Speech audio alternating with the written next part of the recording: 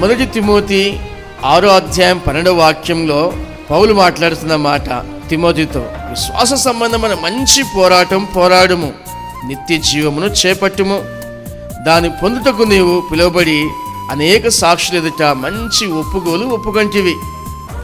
ఈరోజు ఉదయకాల సమయంలో దేవుని వాక్యం మనతో సూటిగా మాట్లాడుతున్న మాట ఏంటంటే, మీరు విశ్వాస సంబంధమైన మంచి పోరాటం పోరాడండి, నిత్య జీవం చేపట్టండి, దాన్ని పొందటానికే మీరు పిలువబడి ఉన్నారు, అనేక సాక్షులు ఎదుట మంచి ఒప్పుకోలు ఒప్పుకొని ఉన్నారు, మంచి సాక్ష్యం కలిగి ఉన్నారు.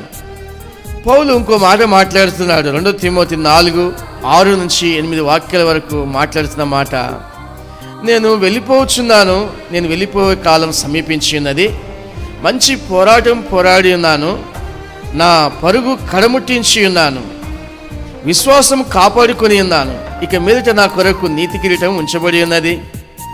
ఆ దినమందు నీతిగల న్యాయాధిపతి అయిన ప్రభు అది నాకు మాత్రమే కాకుండా తన ప్రత్యక్షతను అపేక్షించు వారందరికీ అనుగ్రహించును. తిమోతి, ఆ యొక్క బహుమానం నీకు కూడా వర్తిస్తుంది.